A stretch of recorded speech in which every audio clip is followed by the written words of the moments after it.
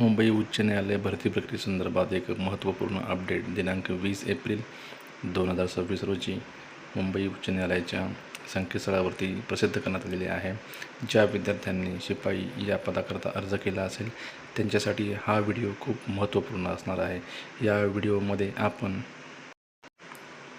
परीक्षा कोणत्या तारखेला होणार, वेळ काय असेल, परीक्षेचं ठिकाण कोणतं असेल आणि परीक्षेसंदर्भात इतर काही महत्त्वाच्या सूचना असतील तर त्या आपण या व्हिडिओमध्ये कव्हर करणार आहोत. जाहिरात ही दिनांक 8/12/2025 रोजी मुंबई उच्च न्यायालयाच्या संकेतस्थळावरती प्रसिद्ध करण्यात आलेली होती.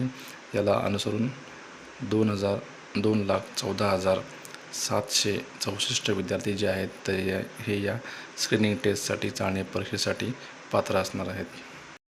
शिपाई हमाल या पदाकरता जी एक्झामची दिनांक आहे ती 26 एप्रिल 2026 निश्चित करण्यात आलेली आहे. परीक्षा जी आहे ती 2 बॅचमध्ये या ठिकाणी होणार आहे. परीक्षेची जी वेळ आहे तर ती आपल्याला हॉल तिकीटवरती नमूद केली जाईल.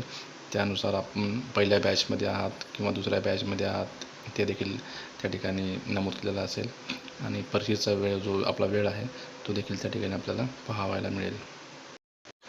परीक्षेचं जे ठिकाण आहे तर ते आपल्याला आपण ॲप्लिकेशन फॉर्ममध्ये आपण जे पोस्टल ॲड्रेस नमूद केला असेल तर त्याला अनुसरून आपलं परीक्षेचं ठिकाण असणार आहे. ज्या विद्यार्थ्यांनी दादरा नगर हवेली, सिल्वासा, दीव दमण, नॉर्थ गोवा, पणजी किंवा साऊथ गोवा या भागातून अर्ज केला असेल तर त्यांच्यासाठी एक्झाम सेंटर जे आहे ते मुंबई जिल्ह्यातील असणार आहे. आणि ज्या विद्यार्थ्यांनी पालघर जिल्हा ॲप्लिकेशन फॉर्ममध्ये नमूद केलं असेल तर त्यांचं एक्झामचं जे सेंटर आहे, परीक्षा केंद्र आहे ते ठाणे जिल्ह्यामध्ये असू शकतं.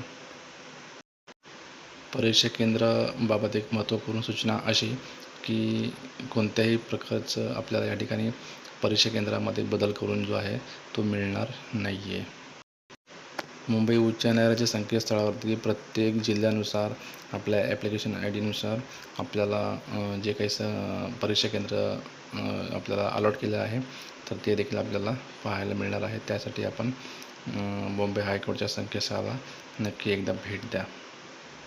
आपल्याला प्रवेशपत्र केव्हा उपलब्ध होणार आहे तर 21 एप्रिल 2026 पासून 11 वाजल्यानंतर आपल्याला जे हॉल तिकीट आहे तर ते डाउनलोड करण्यासाठी उपलब्ध असणार आहे.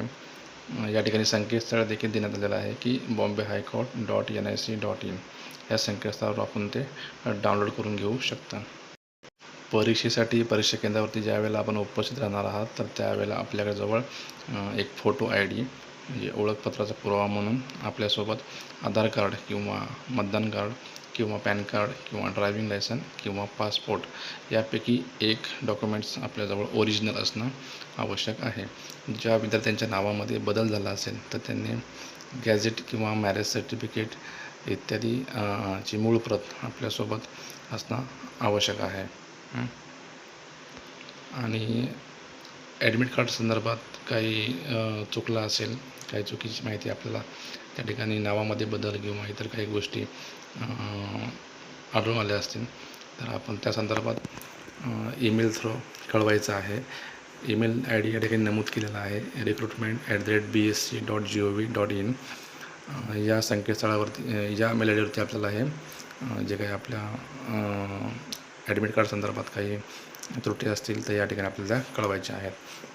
हे कळवत असताना त्यामध्ये आपलं नाव, आपला सीट नंबर, आपला रजिस्ट्रेशन आय डी आणि सॉफ्ट कॉपी जी आपण हॉल तिकीट डाउनलोड केलं आहे तर त्याची सॉफ्ट कॉपी देखील आपल्याला या ठिकाणी JPG किंवा PDF फॉर्मॅट स्वरूपात त्या ठिकाणी अपलोड करायची आहे.